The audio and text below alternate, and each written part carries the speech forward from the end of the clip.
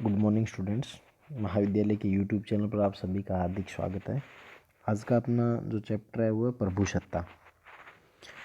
प्रभुसत्ता basically राज्य के जो 4 अनिवार्य तत्व है उन्हीं में से एक है प्रभुसत्ता। अब जो 4 अनिवार्य तत्व है उनमें से एक मुख्य तत्व कौन सा है? प्रभुसत्ता। अब बेसिकली अपन अगर बात करें जैसे 4 अनिवार्य तत्व उनमें क्या क्या है, तो उनमें भूभाग आता है, जनसंख्या आती है, सरकार आती है और प्रभुसत्ता आता है। यानी राज्य कौन होगा, राज्य किसको अपन मानेंगे? जिसके पास एक निश्चित भूभाग हो, निश्चित भूभाग, कुछ फिक्स जनसंख्या हो, कम या अधिक कुछ भी हो, जनसंख्या हो, सरकार हो, सरकार, और चौथा प्रभुसत्ता। ये राज्य के 4 अनिवार्य तत्व है। जनसंख्या, निश्चित भूभाग है, जनसंख्या है, सरकार है और प्रभुसत्ता है।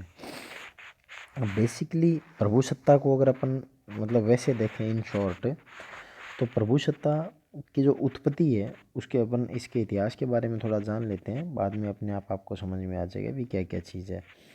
इस तरह से माना जाता है कि प्रभुसत्ता की उत्पत्ति है वो 16वीं शताब्दी में कहाँ हुई थी? फ्रांस में।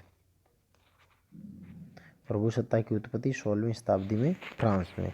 अब एक्चुअल में क्या है कि ये जो 16वीं शताब्दी है वो एक उठापटक की शताब्दी मानी जाती है, क्योंकि उन दिनों जो मध्ययुगीन मान्यताएं थी, जितनी भी मध्यकाल में जितनी मान्यताएं और संस्थाएं थी वो सारी लुप्त होती जा रही थी और एक नई राष्ट्रीय और राजतंत्रीय राज्य का उदय हो रहा था। नया राष्ट्र राज्य वो उभर रहा था। अब प्रभुसत्ता का जो सिद्धांत आया था वो इसी ये जो राष्ट्र राज्य की स्थापना हुई थी इसका औचित्य सिद्ध करने के लिए प्रभुसत्ता का सिद्धांत सामने आया था, क्योंकि एक सशक्त जो राष्ट्रीय राज्य है उसकी स्थापना करने के लिए 2 तरीके के विचारों का खंडन करना बहुत ज़्यादा जरूरी था जो तात्कालिक मध्य युग में प्रचलित थे। उन विचारों का खंडन करने पर ही आगे बढ़ा जा सकता था, या यूँ कह सकते हैं कि जिस राष्ट्र राज्य की संकल्पना लेकर के चला जा रहा था वो राष्ट्र राज्य का विचार है वो सफल हो सकता था। अब जो 2 विचारधाराएं थी उनमें पहला जो उस टाइम का जो प्रचलन में चल रहा था, पहला तो ये था कि जो पोप है ईसाइयों का धर्मगुरु।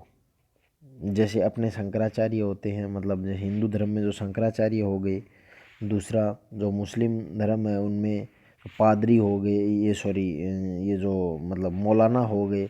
उसी तरह से ईसाई धर्म में पोप होते हैं जो सर्वोच्च धर्मगुरु जो है वो। यानी एक ये विचार प्रचलित था कि पोप की सत्ता है वो राष्ट्रीय राज्य की सत्ता के ऊपर होती है। तो इस विचार का खंडन करने के लिए कि पोप की सत्ता है वो राष्ट्र राज्य के ऊपर होती है, पहला तो ये विचार। और दूसरा ऐसा मानना था या ऐसा तो होता था मध्य युग में कि राज्य के भीतर यानी राज्य के अंदर अनेक सामंत, सरदार, स्वशासी नगर और स्वायत्त औद्योगिक श्रेणियां थी। उनकी अपनी अपनी शक्तियां थी और ये शक्तियां वो राज्य की शक्ति को कुछ हद तक सीमित कर देती थी। तो ये जो 2 मान्यताएं थी, यानी राज्य के अंदर छोटे छोटे जो सामंत, सरदार है, स्वशासी नगर, औद्योगिक श्रेणियां हैं, इनकी भी अपनी शक्तियां होती है।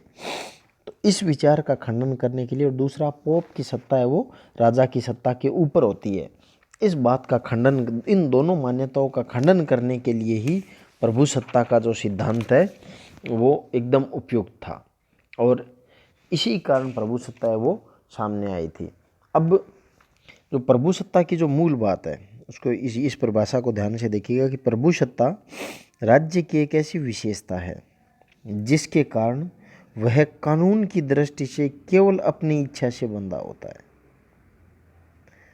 यानी कानून की दृष्टि से केवल अपनी इच्छा से बंधा हुआ है। यानी एक ऐसी राज्य की एक ऐसी विशेषता है जिसमें वह कानून की दृष्टि से केवल अपनी इच्छा से बंधा है, अन्य किसी की इच्छा से कोई अन्य शक्ति उसकी अपनी शक्ति को नियंत्रित या सीमित नहीं कर सकती। मतलब निचोड़ के रूप में यूँ कह सकते हैं अपन कि प्रभुसत्ता राज्य की वो शक्ति है जो राज्य को खुद के निर्णय लेने के लिए आज़ाद करती है। J.W. गार्नर की ये परिभाषा है कि प्रभुसत्ता राज्य की ऐसी विशेषता है जिसके कारण वह कानून की दृष्टि से केवल अपनी इच्छा से बंधा होता है, अन्य किसी की इच्छा से नहीं। कोई शक्ति उसकी अपनी शक्ति को नियंत्रित या सीमित नहीं कर सकती। इंट्रोडक्शन टू पॉलिटिकल साइंस नामक किताब में इन्होंने ये परिभाषा दी है। तो राज्य की जो या प्रभुसत्ता की जो प्राचीन जितनी भी परिभाषाएं हैं वो सारी परिभाषाएं इसी के इर्द गिर्द आकर के मतलब इसी के इर्द गिर्द घूमती रहती है या इसी विचार को व्यक्त करती रहती है। अब मतलब सीधा सीधा हो गया कि चाहे कोई भी हो राजा हो, वो अपनी इच्छा से कानून की घोषणा कर सकता है, अपना आदेश जारी कर सकता है, राजनीतिक निर्णय ले सकता है, और ये सब लोगों के लिए कानून है वो आने वाले जो उसके अधिकार क्षेत्र में आने वाले समस्त लोगों पर ये कानून है वो लागू होते हैं, उनके लिए बाध्य होते हैं। तो इस प्रकार ये प्रभुसत्ता ही है जो व्यक्ति को निर्णय लेने के लिए आज़ाद करती है। अब अपन देखते हैं प्रभुसत्ता के बारे में कंटिन्यू। प्रभुसत्ता है क्या? अगर निचोड़ के रूप में या दो शब्दों में पूछा जाए, छोटा सवाल हो कि प्रभुसत्ता क्या है, तो उसका आंसर क्या है कि राज्य की सर्वोच्च शक्ति ही प्रभुसत्ता है। वो शक्ति जिसमें राज्य अपने निर्णय खुद लेने में सक्षम है, वो किसी पर डिपेंडेंट नहीं है, वो सारी शक्तियाँ वो राज्य की प्रभुसत्ता कहलाती है, या राज्य की जो सर्वोच्च शक्ति है वो राज्य की प्रभुसत्ता कहलाती है।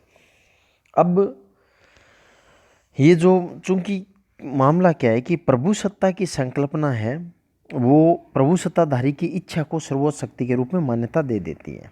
यानी ये संकल्पना ही ऐसी है कि जिसमें वह अपने जो सर्वोच्च शक्ति उसको मान्यता देती है, और इसी कारण प्रभुसत्ता है वो असीम और स्थायी शक्ति है। इसका अर्थ अपन यूँ नहीं लगा सकते कि प्रभुसत्ता का उपयोग करते वक्त है वो विवेक काम में नहीं लिया जाता, जैसा कहा गया है वैसा ही नहीं, वैसा नहीं होता। उस टाइम के प्रचलित रीति रिवाज, सामाजिक मूल्य, न्याय, इन सब के विचारों को ध्यान में नहीं रखा जाता है। तो इसका अर्थ केवल यह है कि इन सब बातों का अर्थ लगाते समय प्रभुसत्ताधारी को दूसरे सत्ता या संगठन से सलाह नहीं लेनी पड़ती। यानी अन्य कोई भी चीज़ है वो उसको प्रभावित नहीं करती है, वो अपना निर्णय लेने में खुद सक्षम है और अपने हिसाब से निर्णय लेता है। प्रभुसत्ताधारी जब न्याय या नैतिकता का पालन करता है तो वह स्वयं निर्णय करता है कि न्याय क्या है, उचित अनुचित क्या है, दूसरों के निर्देश से वो पालन नहीं करता। कुल मिलाकर के उसकी खुद की जो सर्वोच्च शक्ति है वही क्या है, प्रभुसत्ता है। अपन यूँ कह सकते हैं कि प्रभुसत्ता इसी प्रकार की है। अब चूँकि प्रभुसत्ता का उदय फ्रांस में हुआ था, अब फ्रांस में जब उदय हुआ था तो ये जब फ्रांस में राष्ट्र राज्य आए थे तो इसका जो पहला जो विचारक थे वो बोधां थे। कौन थे? बोधां। तो इनकी परिभाषा अपन देख लेते हैं कि ये क्या मानते हैं प्रभुसत्ता को।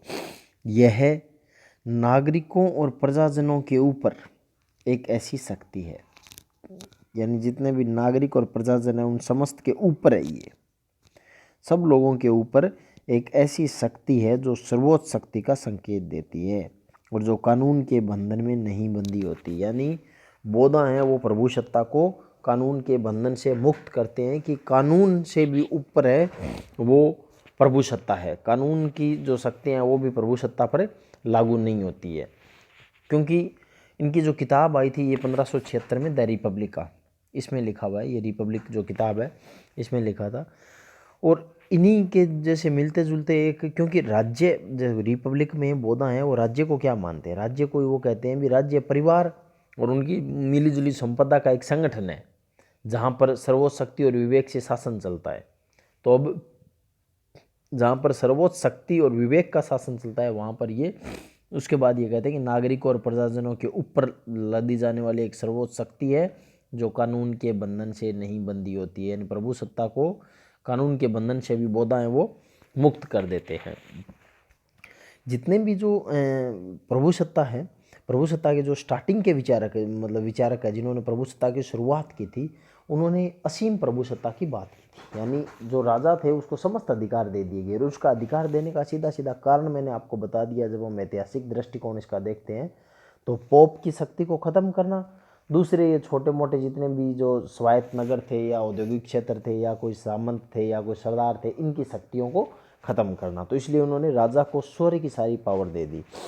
अब ये जो प्रारंभिक विचारक थे, चाहे बोदा हो, चाहे होब्स हो, चाहे रूसो हो, चाहे ऑस्टिन हो, चाहे ग्रोशियस हो, समस्त जो लोग हैं वो राज्य और प्रभुसत्ता का जो एक अपना विचार प्रस्तुत करते हैं, उसमें एक विचार निहित है। क्योंकि वो क्या मानते हैं कि राज्य है वो समाज की एक बुनियादी संस्था है। समाज की एक राज्य भी समाज की बुनियादी संस्था है, क्योंकि राज्य एकमात्र ऐसी संस्था है जो समाज के लिए कानून बनाती है। तो मनुष्य के हित है वो कहीं कहीं तो एक से होते हैं और कई एक दूसरे के विरोधी, लेकिन फिर भी विरोधी होने के कारण भी वे राज्य की छत्रछाया में मिलजुल करके विवेकपूर्ण रह सकते हैं। और इस स्थिति का स्वाभाविक जो परिणाम होता है वो क्या होता है कि कानून की दृष्टि से राज्य की सत्ता है वो अन्यन, सर्वोच्च और असीम है। प्रभुसत्ता और इसी सिद्धांत को जो मतलब राजा को या राज्य को सत्ता है वो सर्वोच्च, असीम और अनन्य देता है, जिस पर कोई बंधन नहीं हो, इस तरीके की सत्ता सौंपने वाला जो सिद्धांत है उसी को प्रभुसत्ता का एकलवादी सिद्धांत कहा जाता है। प्रभुसत्ता का एकलवादी सिद्धांत यानी जिसमें एकल प्रभुसत्ता केवल और केवल राज्य के पास होती है, अन्य किसी को कोई संप्रभुता नहीं दी गई है। उसको क्या कह दिया? प्रभुसत्ता का एकलवादी सिद्धांत की सारी शक्तियां वो राज्य के पास है। राज्य चाहे तो किसी को दे सकता है, नहीं चाहे तो नहीं दे सकता। तो एकलवादी सिद्धांत की जब बात आती है तो ये बोधा, ग्रोशियस, होब्स, रूसो, ऑस्टिन, ये सारे के सारे एकलवादी सिद्धांत के हैं। और इसी एकलवादी सिद्धांत है उसका जो सर्वोच्च रूप है या जो सबसे बेहतरीन रूप है वो किस में देखने को मिलता है आपको? ऑस्टिन। ऑस्टिन के विचारों में जो प्राचीन, चाहे तो आप प्राचीन प्रभुसत्ता बोल दो, परंपरागत प्रभुसत्ता बोल दो, चाहे आप उसको एकलवादी सिद्धांत बोल दो। प्रभुसत्ता का कौन सा? एकलवादी सिद्धांत।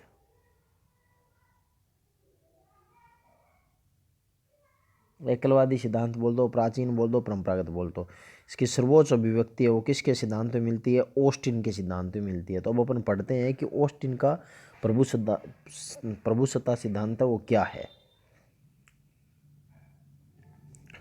अब ऑस्टिन का प्रभुसत्ता सिद्धांत, इसको पढ़ने से पहले अपन इसके बारे में बेसिक थोड़ी बात कर लेते हैं कि ये मतलब किस तरीके से काम करता है। ऑस्टिन का जो प्रभुसत्ताधारी सिद्धांत है, अब जो ऑस्टिन का जो कानूनी सिद्धांत है वो एक प्रभुसत्ता का जो महत्वपूर्ण जो एक देन है ऑस्टिन की। क्योंकि ऑस्टिन के चिंतन को अगर अपन पढ़ते हैं तो उसमें पता लगता है कि इंग्लैंड की जो तात्कालीन परिस्थितियां थी उसकी छाप है वो स्पष्ट दिखाई देती है ऑस्टिन के विचारों में। क्योंकि वहाँ क्या था, इंग्लैंड में उस वक्त उपयोगितावादी जो विचारक थे, यानी उपयोगितावाद वो है जो मतलब अधिकतम व्यक्तियों के अधिकतम सुख की बात करते हैं। तो शुरू के जो उपयोगितावादी विचारक थे वो ये मानते थे या वो ये चाहते थे कि इंग्लैंड की लोक विधि में, क्योंकि इंग्लैंड में आज भी संविधान लिखित नहीं है, लोक विधि से शासन चलता है, तो इंग्लैंड की जो लोक विधि में जहाँ जहाँ भी अन्याय और असंगतियाँ हैं उनके निराकरण के लिए नए कानून बनने चाहिए। जो उपयोगितावादी विचार का वो ये मानते थे नए कानून बनने चाहिए। लेकिन जो कंजर्वेटिव थे, रूढ़िवादी लोग थे, उन्होंने इस बात का विरोध किया, भयंकर विरोध किया। तो विरोध होने करने के कारण जो उपयोगितावादी है वो इस बात में सफल नहीं हो पाए कि इंग्लैंड की लोक विधि है उनकी जगह नए कानून बनवा सके। और लोक विधि है क्योंकि जो उनकी मान्यता क्या थी, जो विरोध करने वाले लोग थे उनकी मान्यता थी कि लोक विधि है वो मनुष्य के प्राकृतिक विवेक की अभिव्यक्ति है। यानी रूढ़िवादी ये मानते थे कि लोक विधियाँ बड़े जो मतलब पुराने मनुष्य हुए हैं उनके विवेक की अभिव्यक्ति है और जो मानव व्यवहार का कंट्रोल भी करती है, नियमन करती है, मानव व्यवहार का रेगुलेट करती है वो। तो राज्य न तो उनकी उपेक्षा कर सकता है न ही उसे समाप्त कर सकता है। अब रूढ़िवादी ये मानते थे कि लोक विधियाँ तो गलत हो ही नहीं सकती क्योंकि वो सर्वोच्च विवेक की अभिव्यक्ति है।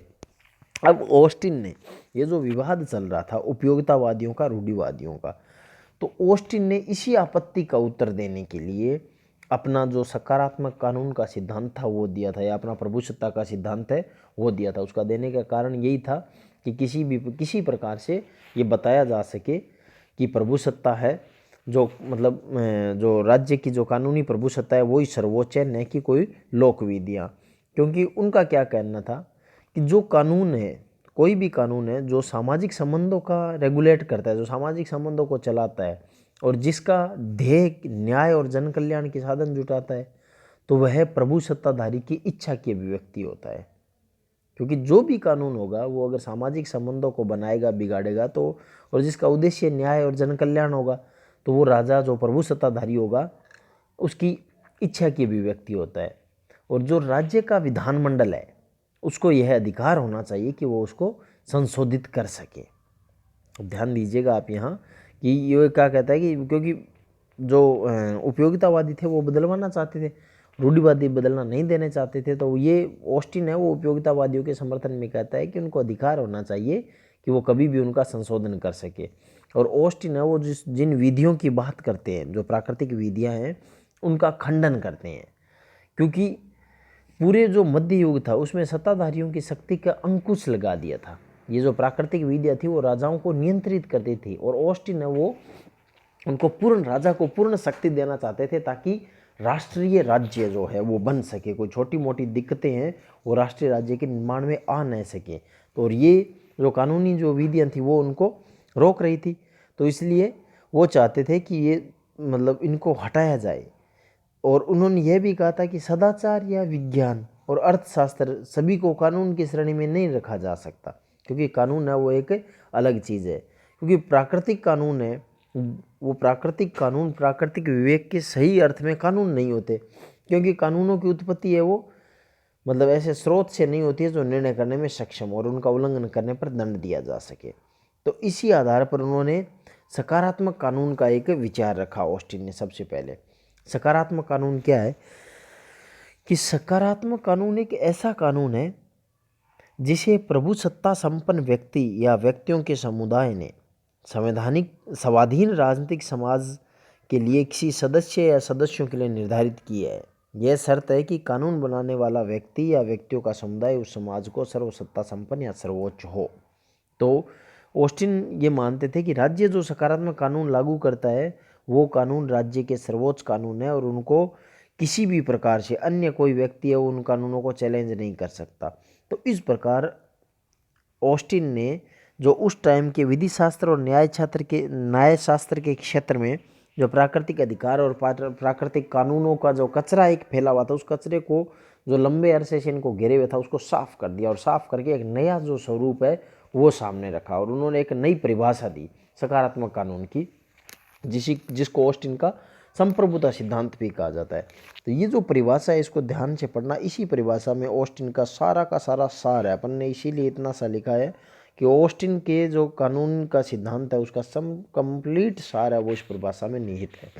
क्या है कि यदि कोई निश्चित मानवीय सत्ता, पहली बात तो कौन होगी, मानव की ही सत्ता होगी, देवी देवताओं की किसी की नहीं, निश्चित मानवीय सत्ता अपने जैसी अन्य किसी सत्ता की आज्ञा मानने में अभ्यस्त न हो, यानी वो मानव जो अन्य अपने समान अन्य किसी सत्ता, यानी अन्य कोई सत्ता भी हो, मानव की सत्ता हुई, अन्य सत्ता का मतलब एक निश्चित मानवीय सत्ता जो अपने जैसी अन्य किसी मानवीय सत्ता की आज्ञा मानने का अभ्यस्त न हो। मानने का अभ्यस्त न हो, देने का अभ्यस्त हो। आज्ञा दे सकता है लेकिन आज्ञा किसी की मानता नहीं हो, उसी की आज्ञा ही सब कुछ हो। तो आज्ञा मानने का अभ्यस्त न हो, बल्कि प्रस्तुत समाज के सर्वसाधारण, यानी वो जो समाज है जिस मानवीय सत्ता जिसमें जो सर्वोच्च है, वो जो समाज है उस समाज के सर्वसाधारण उसकी आज्ञा मानने के अभ्यस्त हो। यानी उस समाज के जो सभी व्यक्ति है, जो सर्वसाधारण व्यक्ति है, वो उसकी आज्ञा मानने के अभ्यस्त हो। अब ऐसी स्थिति हो कि कोई एक व्यक्ति है, एक मानवीय सत्ता है जो अपने समान अन्य कोई व्यक्ति का आदेश नहीं मानती, और उसका आदेश है वो उस वक्त के समस्त लोग, उस जो समाज के उसके दायरे के जितने भी लोग हैं वो उसकी आज्ञा का पालन करने या उसकी आज्ञा को मानने के व्यस्त हो।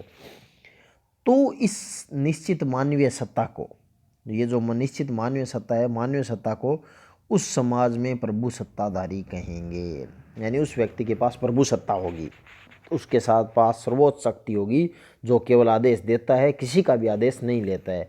और उस समाज को, वो जो समाज उसका कहना मानता है, उसको राजनीतिक एवं स्वाधीन समाज कहा जाएगा। यानी वो समाज है वो पूरा का पूरा राजनीतिक होगा और पूरा आज़ाद समाज होगा। ये ऑस्टिन की परिभाषा है।